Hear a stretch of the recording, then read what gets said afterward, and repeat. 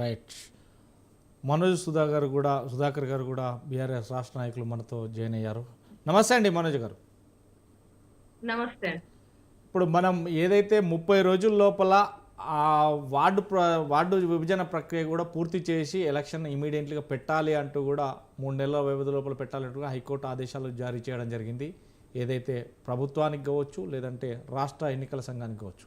అంటే ఇంత త్వరగా అంటే నెల రోజులలో ఈ ప్రక్రియ మొదలవుతుందంటారా, లేకుంటే దీనికి ఏమైనా జాప్యం జరుగుతుంది అనేది స్పష్టంగా, ఎందుకంటే వస్తున్నటువంటి ఆరోపణలు తొందరగా అవుతుందని మీరు అనుకుంటున్నారా? ఇప్పుడు కాంగ్రెస్ పార్టీ గత 17 నెలలుగా అంటే గత 17 నెలలుగా కూడా వాళ్ళు కాలయాపన చేసుకుంటూ వచ్చిండ్రు.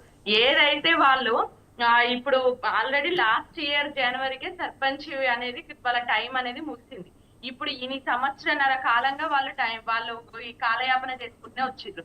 ఏదైతే వాళ్ళు ఇప్పుడు మళ్ళీ బీసీల కోసం బీసీ అది బిల్లు ఆమోదించుకొని రావాలి, అప్పుడే మేము ఎలక్షన్స్ కి వెళ్తామని. కానీ వీళ్ళకి నిజంగా కూడా చిత్తశుద్ధి ఉంటే ఇప్పుడు 17 నెలల వాళ్ళు కామారెడ్డి బీసీ డిక్లరేషన్ లో క్లియర్ గా మెన్షన్ చేసింది, నెలలోపే మేము కులగణన చేసేస్తాం, సర్వేలు చేసేస్తాం, నెలలోపే మేము బిల్లు తీసుకొస్తాం, ఫస్ట్ అసెంబ్లీ సెషన్ లోనే మేము బిల్లు పాస్ చేస్తాం. ఇవన్నీ కూడా వాళ్ళు క్లియర్ గా వాళ్ళ మేనిఫెస్టోలో కామారెడ్డి బీసీ డిక్లరేషన్ లో మెన్షన్ చేసిండ్రు. కానీ వాళ్ళు ఎంత నిర్లక్ష్యంగా మొన్న ఫిబ్రవరికి వరకు అంటే 1 ఇయర్ దాదాపుగా 1 ఇయర్ కాలయాపన చేసి మొన్న అది అసెంబ్లీలో ఆమోదించి పంపించిండ్రు. ఇప్పుడు మేము కోరేది ఏంటంటే తప్పకుండా అంటే ఇప్పుడు వాళ్ళు కోరినట్టే ఈ రోజు హైకోర్టు అనేది వాళ్ళకి టైం ఇచ్చింది.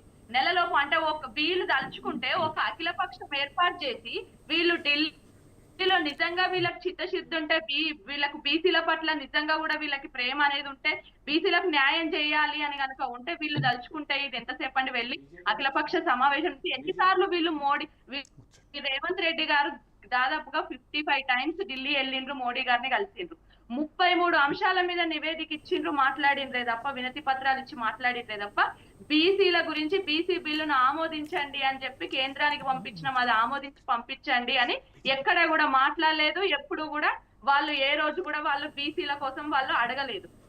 ఇప్పుడు కూడా ఏంటంటే కాలయాపన చేయడం కోసం ఈ ఎలక్షన్స్ ని ఇంకా డిలే చేయడం కోసమే వాళ్ళు హైకోర్టులో ఇది ఒక సాకుగా చూపించింది. కానీ నిజంగా వీళ్ళకు బీసీల పట్ల కానివ్వండి, రిజర్వేషన్ పట్ల కానివ్వండి, నిజంగా వీళ్ళకి చిత్తశుద్ధి ఉంటే వీళ్ళు ఇప్పటికైనా అఖిలపక్షం ఏర్పాటు చేసి ఇక్కడ బీసీ సంఘాలు అన్ని కూడా పోరాటం చేస్తున్నాం. ఈ రోజు తెలంగాణ జాగృతి తరఫున కూడా మా జూలై 17 తారీఖున రైలు రోకోకు పిలుపునిచ్చి ఒక్క విధంగా కేంద్రము దిగి వచ్చే విధంగా పోరాటం చేస్తున్నాం. వీళ్ళు ప్రభుత్వం తరఫున ఏం చేయాలి అన్నది ఆలోచించి చేసి బీసీలకు అది బీసీ రిజర్వేషన్ బిల్లును ఆమోదించుకొని వస్తే వాళ్ళు ఏదైతే స్థానిక సంస్థ ఎలక్షన్ల లోపే ఆమోదించుకొని వచ్చి ఎలక్షన్లకు వెళ్తామని చెప్పింది. వీళ్ళకి ఇప్పటికి కూడా టైం ఉంది.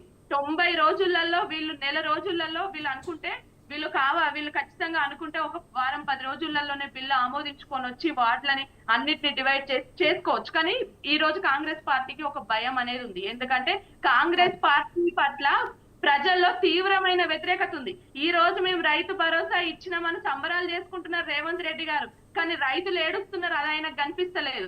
ఈ ఒక్కొక్క ఎకరానికి ఆయన 9,500 బాకీ ఉండిపోయింది. ఈ రోజు వేసిన అని చెప్తుండే కానీ ఒక్క ఎకరానికి ఒక రైతుకి ఆయన 9,500 రూపాయలు బాకీ ఉన్నా అవన్నీ పక్కన పెట్టేసి ఏదో కొంతమందికి ఇచ్చేసి మేము ఇచ్చినామని చెప్పి అంటున్నారు. కానీ ఈరోజు రైతులు ఏడుస్తున్నారు, రైతులు బాధపడుతున్నారు, అవన్నీ పక్కన పెట్టి వీళ్ళు సంబరాలు చేసుకుంటున్నారు. వీళ్ళ గ్రామ స్థాయిలో ఈ రోజు కాంగ్రెస్ పార్టీ పట్ల తీవ్రమైన వ్యతిరేకత ఉంది.